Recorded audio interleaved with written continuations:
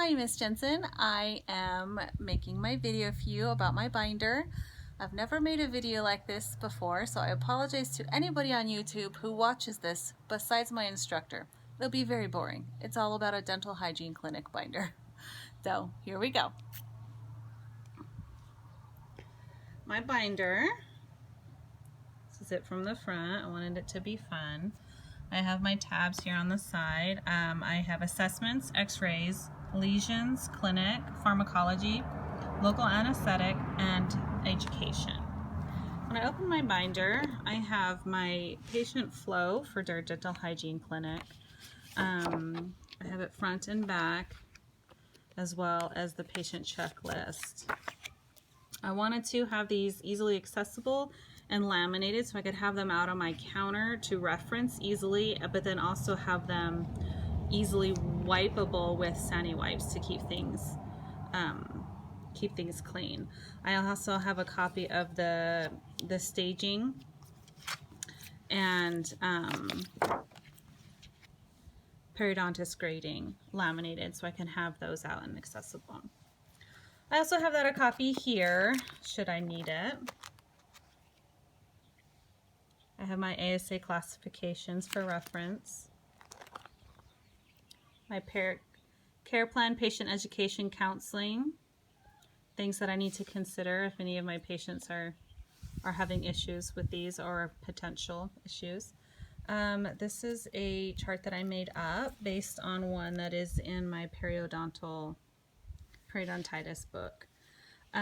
Just about the new classifications and how things can fall under for perio description. Furcation involvement classification. I have tooth mobility classifications as well as occlusion classifications. This is my tab on x-rays. I have radio-opaque lesions by location, as well as radiolucent lesions by location. And then some of the interesting things that we can see on a radiograph with roots and what their names are, so I can make sure to document them the proper way. Okay, so under lesions, I have oral findings, just kind of what things could look like and what they might be, how to describe them.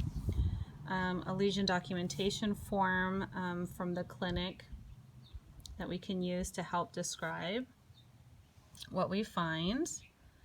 And then under my clinic tab, these are just papers to help me reference when I need to do different things. So this is the phone screening script.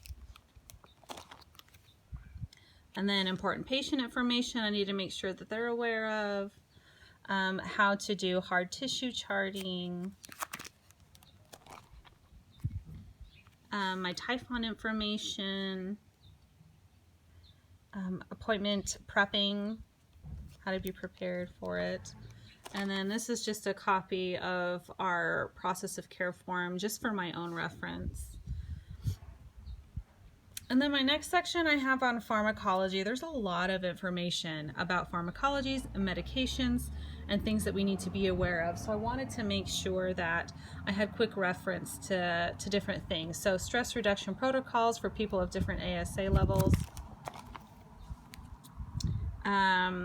You know, how to handle if somebody comes in and they're on an illegal drug or perhaps alcohol, you know, the different things that I can and cannot do in order for their safety. Is pregnancy and breastfeeding, and how different drugs that are used in dentistry interact with pregnancy. And then this is just a list of common drugs and how they could possibly interact, things that we use in dentistry. 2 pages of that, and more pages of that. Drug interactions. It's a lot of information. but it's just stuff that I feel like I might want to reference at some point.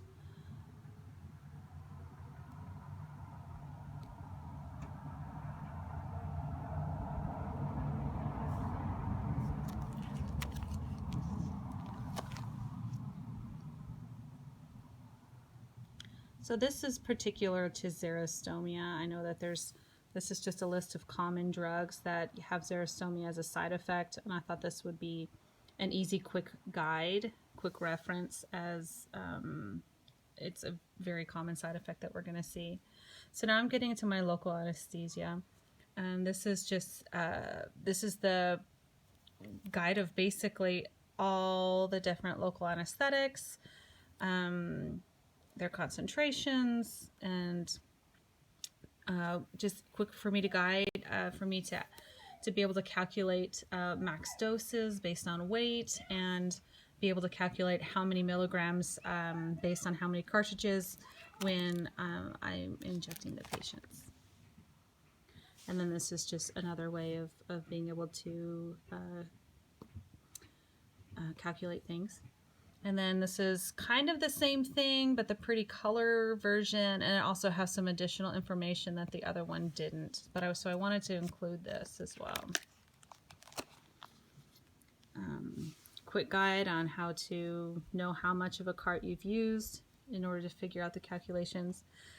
And then for me, because I just don't have enough experience yet, I know eventually this sort of information will just be in my brain, but it's not yet. And so I wanted to be able to access it quickly, knowing like what kind of injection site would numb what kind of area. I wanted to have quick reference of that. So I have it for all of the areas, all the fields of anesthesia that we use.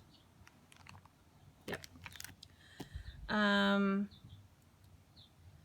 then just some additional information about things that we could see.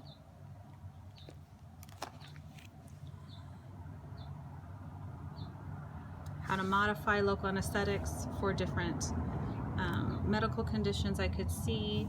How to modify local anesthesia for different medications somebody could come in being on. And then this is my section on education.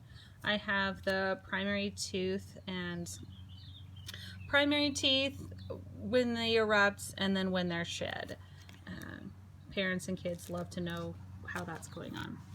I have my acidic food chart, and I liked this one because it gave examples of both food and drink. So, you know, I have our sodas and energy drinks and aspartame right here, so it'll be a good education reference guide to show patients who happen to be soda sippers.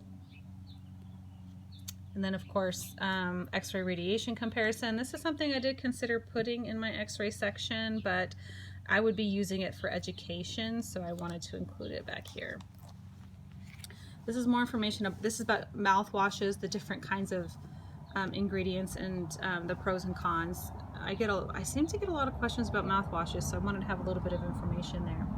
This is more of a reference for myself, but also to be able to help patients, just the different kinds of toothbrushing methods and when they should be used. I realize that there is a copy of this particular education guide in the clinic, but I've only seen like 2 copies of it. It's pretty tattered and separated, and so I don't have this booklet myself, and it's something that I wanted. And so when I found an easy print out version, I just wanted to include that just for my own benefit, so I don't have to try to track down the one in the clinic, being as there's not that many of them. And I think that the pictures and the illustrations that they use in this particular book is pretty great. So I wanted to have it for myself. I'm hoping to maybe someday have the actual booklet, but until then, I've got this nice printout that I can use with my patients.